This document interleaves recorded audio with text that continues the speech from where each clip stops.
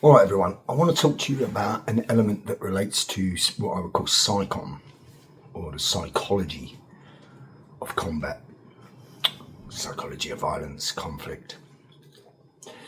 So recently I finished an upgraded version of a book that I produced in 2010, which at the time was ahead of its time. But I would say that this accumulation of data coming from some great sources would put it at the pinnacle of the psychological element that relates to dealing with violence. So that is state management, controlling the emotional response, state access, accessing necessary emotional states, and also state manipulation, so the ability to manipulate state in others through communication, right? So most people know non-verbal body language is 55% of all communication.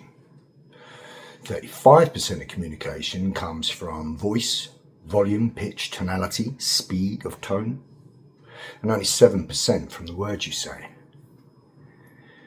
So how you are perceived and how you communicate with others or are perceived by others comes from the external representation that you put out, and that comes from your internal representation of yourself.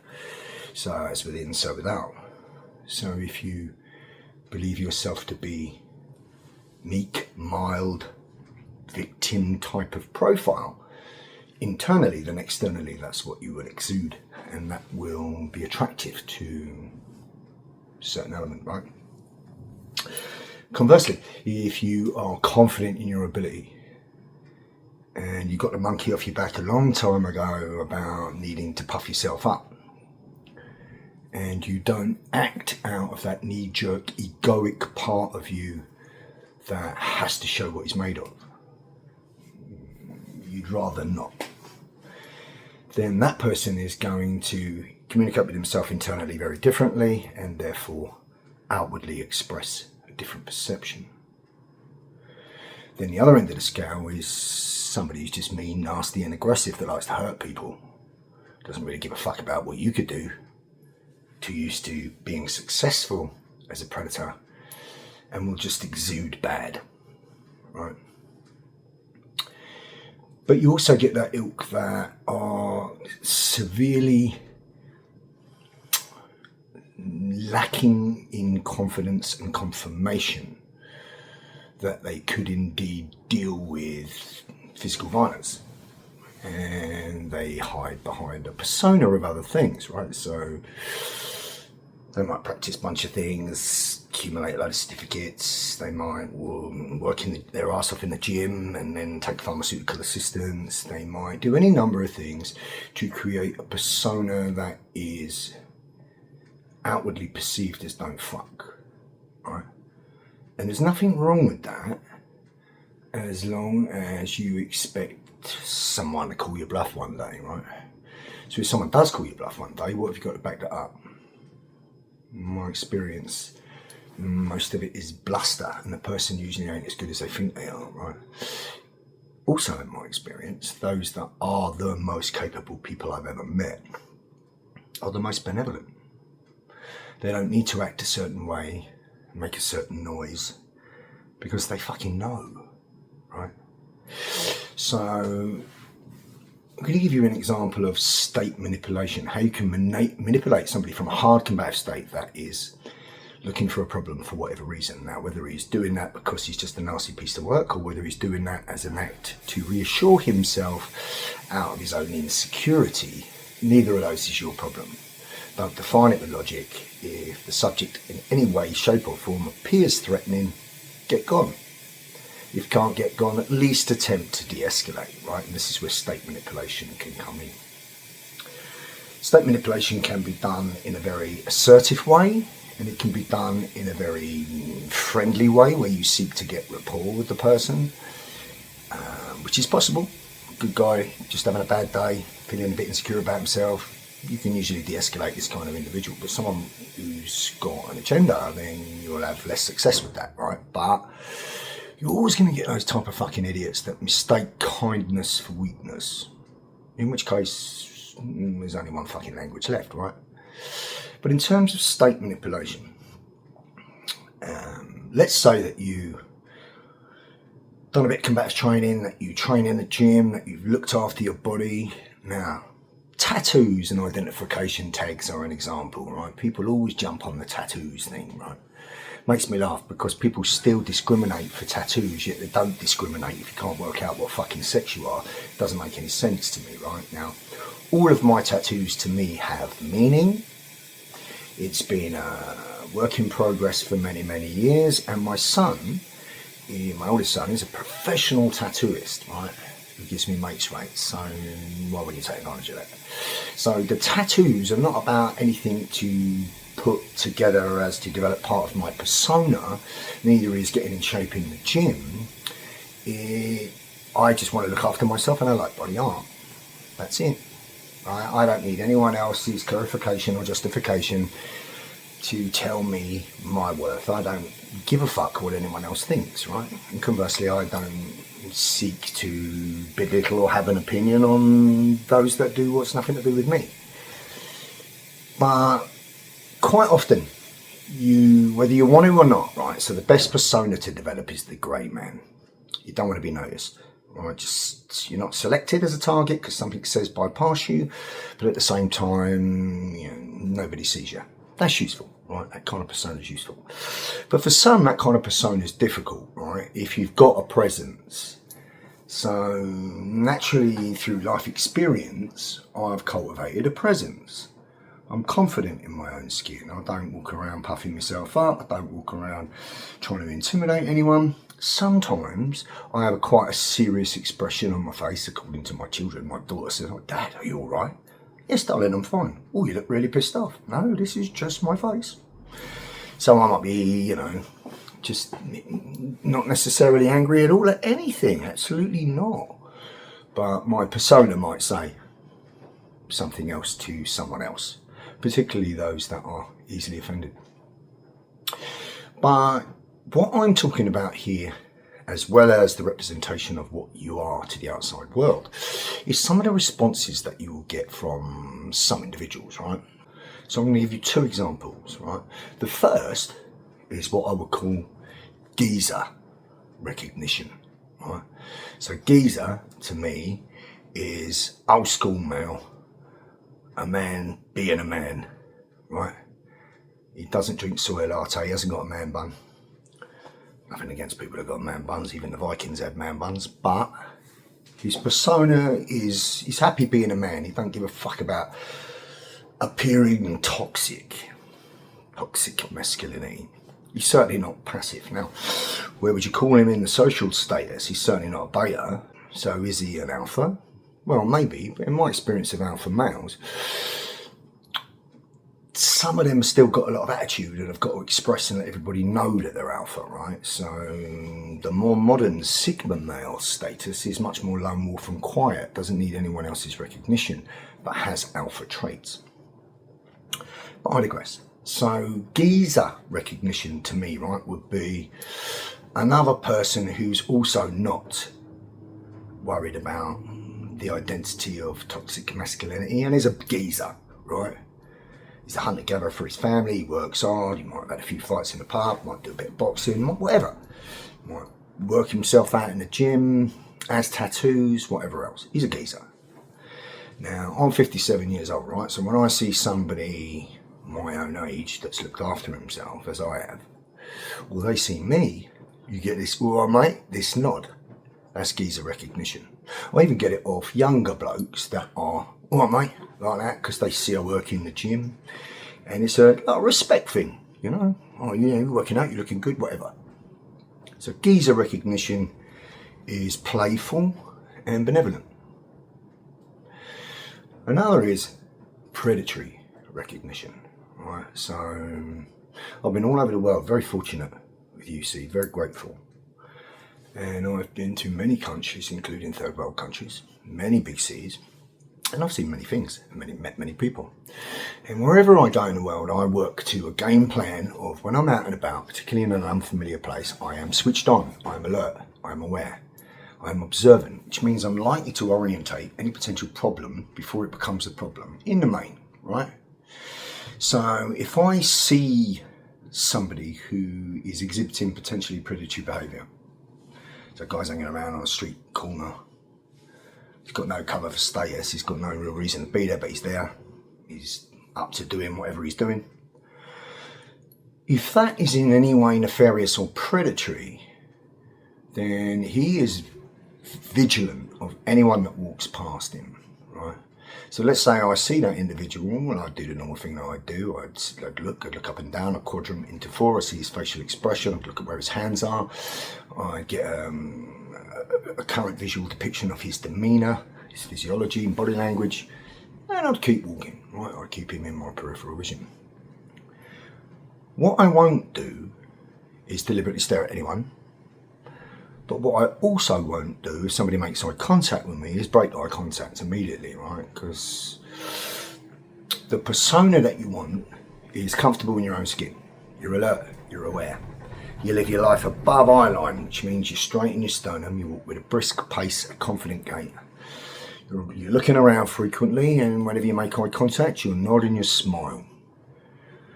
I'm the one that will walk into any room if I need to ask a question full of people and say it out loud, very politely. So I'm confident in my own skin, and the body language that I show is I'm an assertive person. At the same time, I'm kind and caring.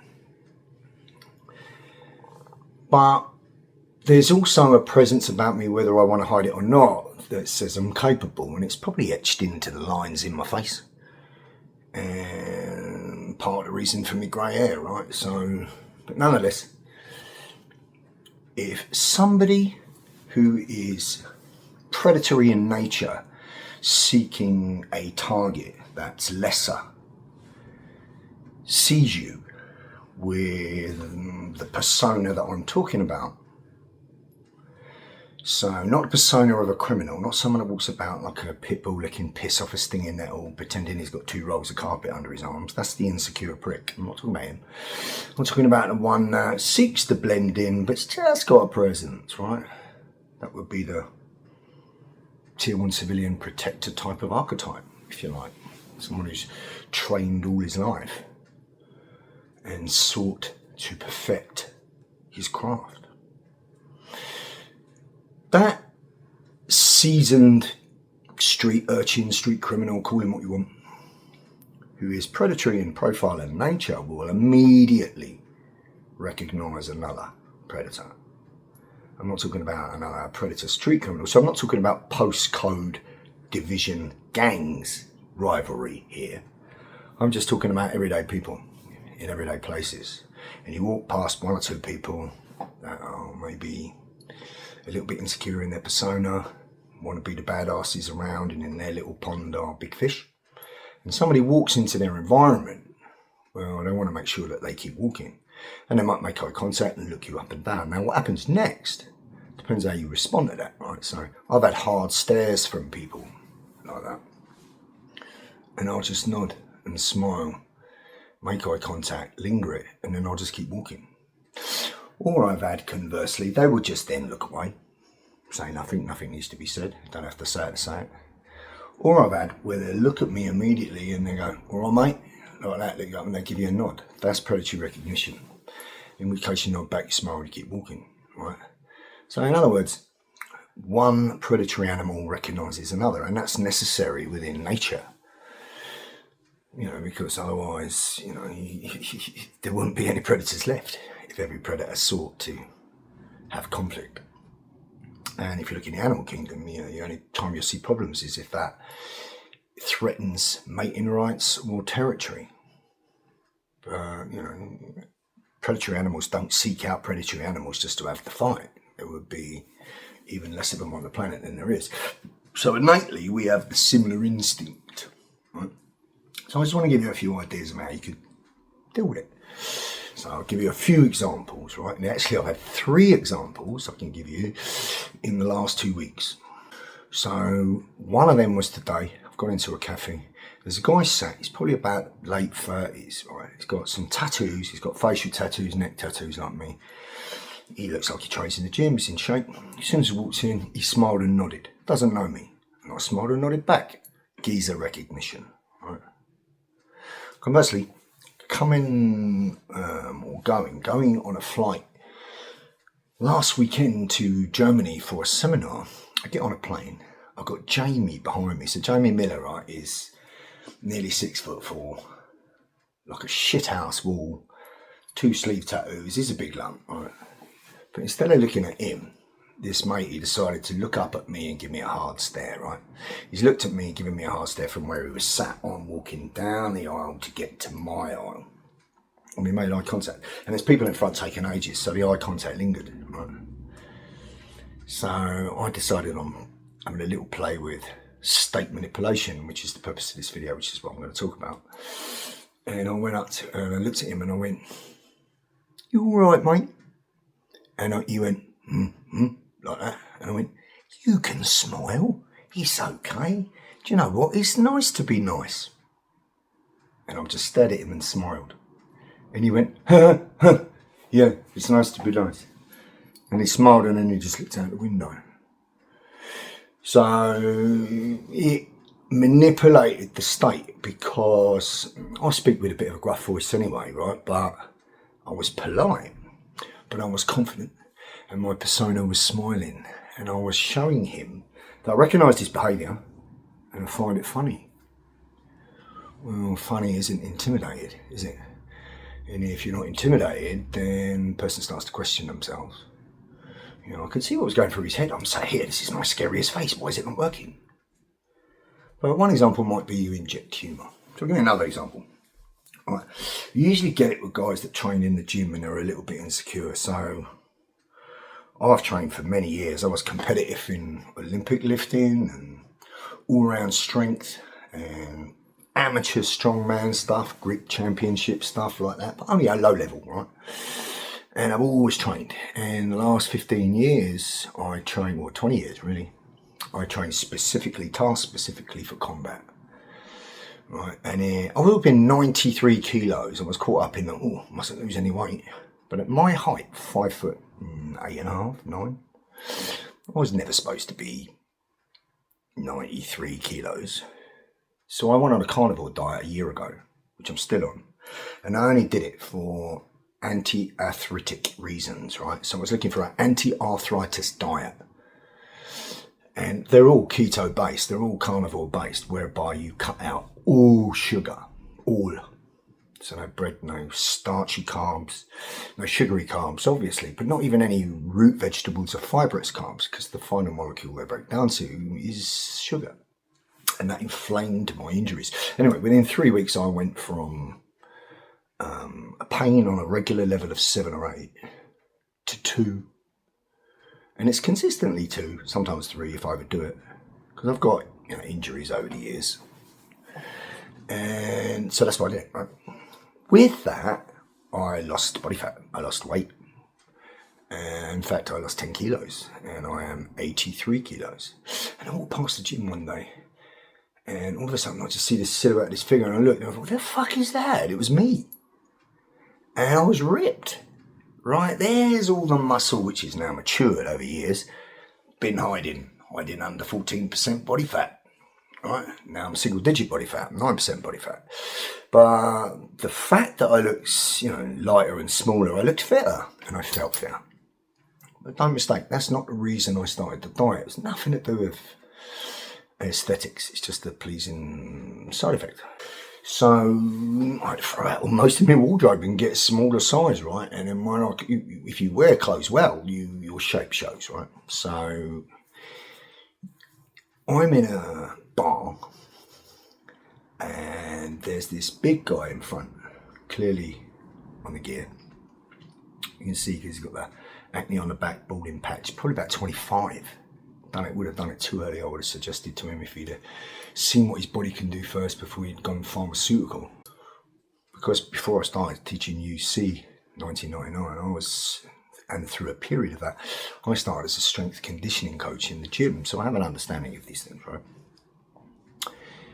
And it was funny because I'm stood behind him and I've got like just a t-shirt on and I've got good vascularity now. I'm pretty ripped, right?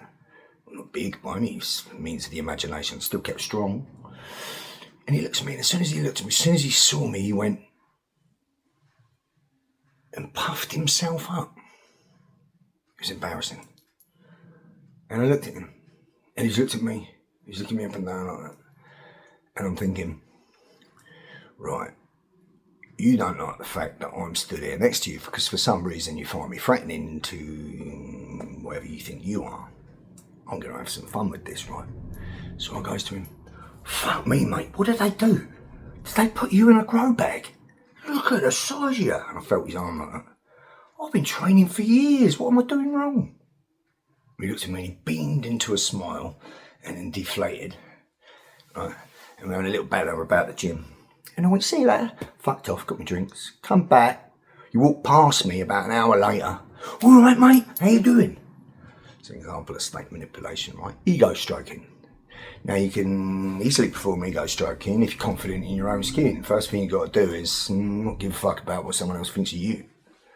Like I said, I don't need anyone else's clarification as to what I am. I know my worth, right? But if you haven't reached that level of wisdom yet, you know, and I'm still on the journey, I'm still learning, then you will see these glaring insecurities. You also see it in people that I teach. Well, I don't teach operational people anymore, but I used to. And part of the training, they would be in proper kit, proper uniform. So I teach them in the gym in the morning in normal clothes, and then they turn up in full fucking police gear. You're talking European cops, so they would have had, you know, firearms and blah blah blah, body armor. And as soon as they're putting it on, they're puffing up like Superman to compensate for something, right? So, having an understanding of this obvious behaviour in someone tells you a lot. It tells you that they're not confident in their own skin and they're not what they think they are yet, and they've got to prove what they are. You can deal with that in a number of ways. One way is to say, oh, predatory recognition, I recognise what you are. Oh, blind, I wouldn't want to get and mess with you. And stroke the ego, right? There's a number of other ways you can do it also. So basically, state manipulation reframes their perspective of you, right?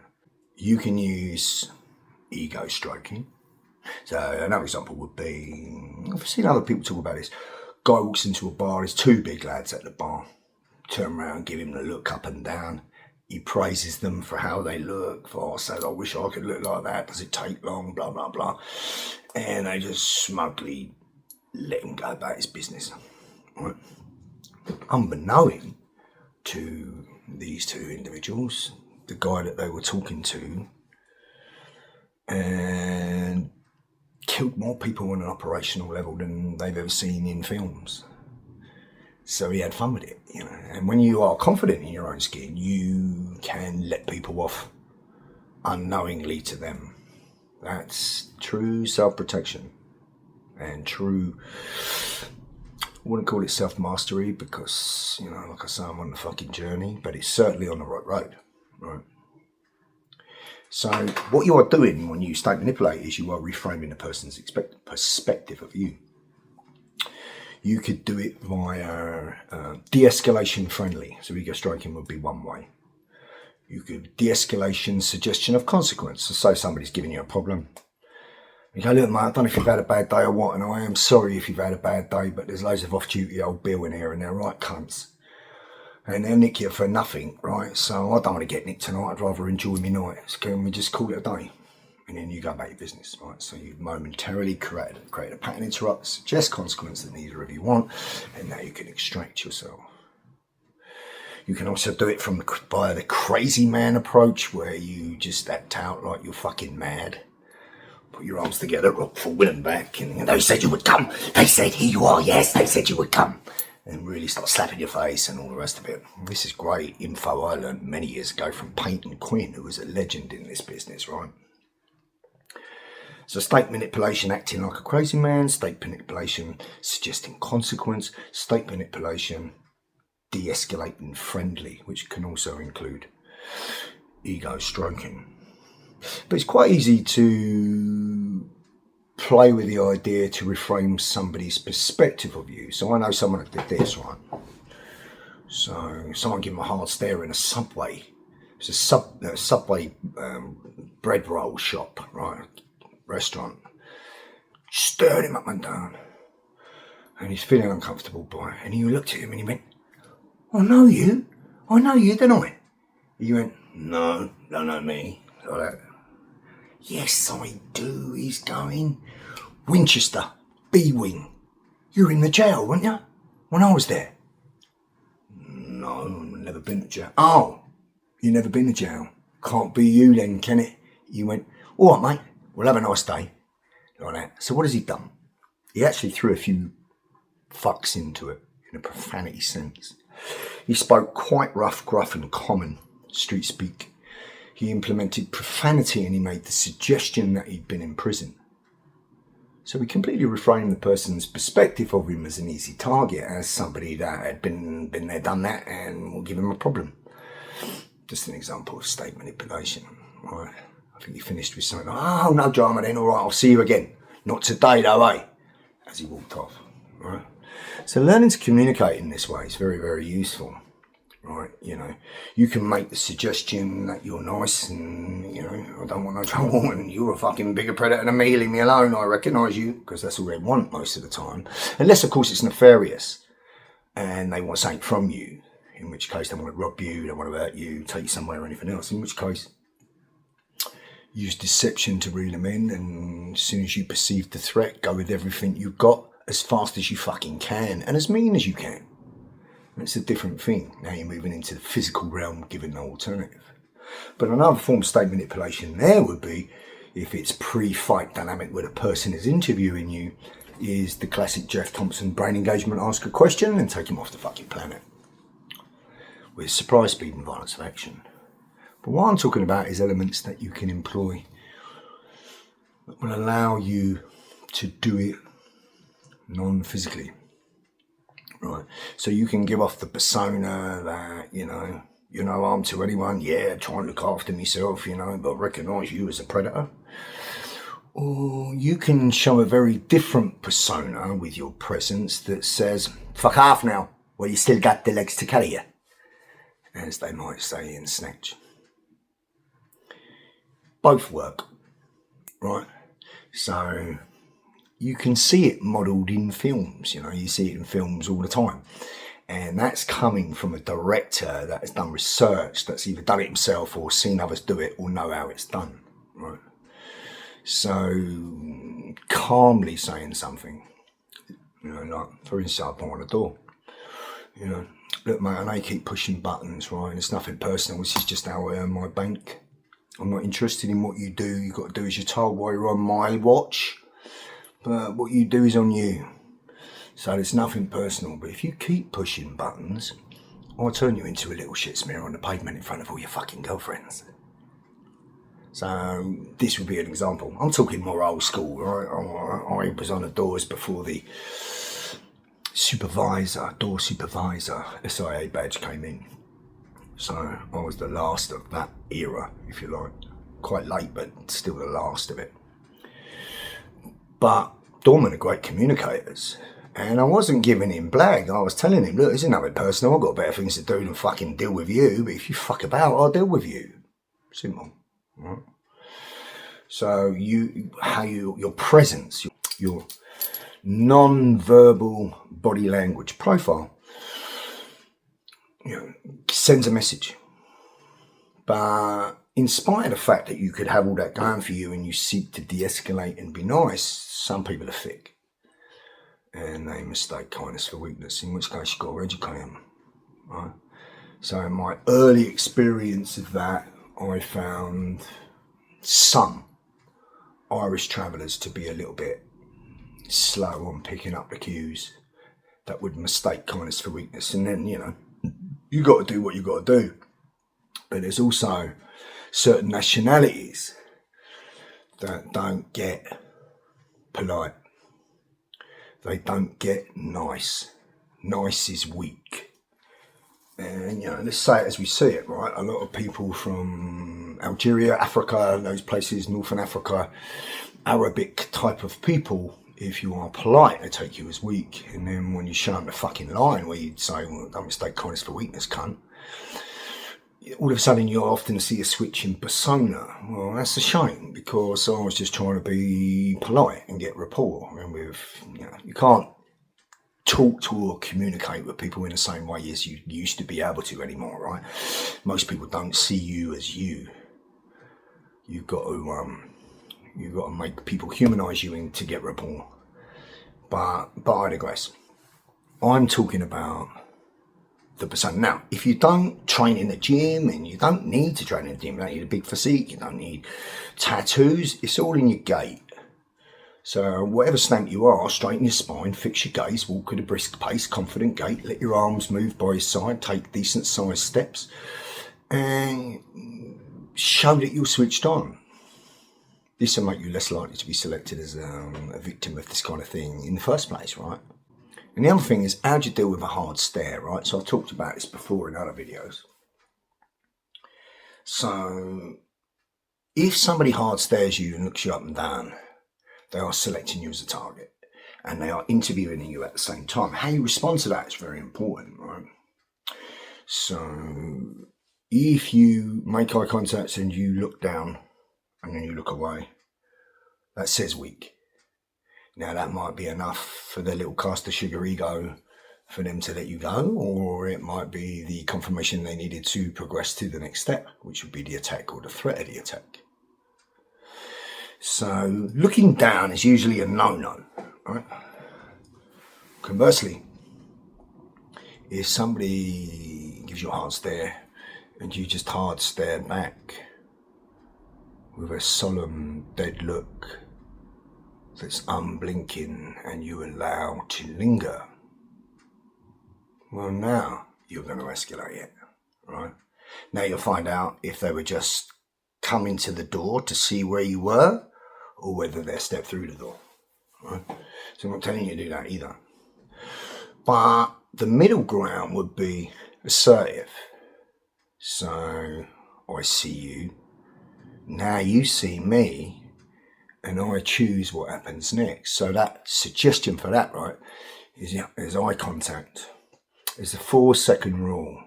1, 2, 3, 4. Then you turn off, keeping eye contact, and look away laterally.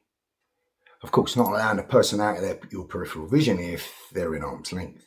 But there's eye contact. Keep it for about 3 to 4 seconds. And then turn your head, linger, and then let your vision leave as you walk off. You might do that smiling. Wouldn't recommend you do it snarling or sucking your teeth. Or you might do it completely neutral, like, you are fuck all to me, and walk off, right? Just some advice, things that I've seen picked up, because that sends a very different message. Because the majority of people that need to bully or hurt other people need to do it for confirmation, for that they're badass, which means they don't know that they are and they're insecure. So it's for their own ego gratification. You don't owe that cunt anything. Or they're looking for a legitimate victim that they can rob, in which case that might not be the way to do it. The preferred method is ambush, but if you're switched on, you're less likely to be ambushed. But interview can come in many forms. It can come in aggressive dialogue. Fuck you looking at? You got a fucking problem with me? Or it might come in deceptive go, excuse me, mate, I suppose you've got any spare change, and you couldn't tell me the way to so-and-so. Or it could come in instant, I don't know you, I swear I know your sister. Some sort of dialogue to get close, to see how you respond, whether you're switched on enough, whether you're street smart, and then if it's a nefarious purpose, they will attack, or the threat of the attack will commence. And of course, the thing that you need to expect nowadays is 1, he's got a weapon, 2, he's got a mate, maybe more than one, who's also got a weapon, 3, they've got experience of real world violence more than you, and 4, they're probably training. But I'll tell you what you can definitely guarantee, if somebody is looking for a target, they have spent many hours that day thinking about what they're going to do and how they're going to do it. And if you're suddenly approached with a stimuli that makes you dump adrenaline as you hit condition orange alarmed, you've got about 5 seconds to get your head on that before you can deal with it. Do you see the disparity? So, but I digress. State manipulation is part of verbal dissuasion. And it's a tool, and it can work and it can fail, but you should know it. I just thought I'd relay that to you. Peace.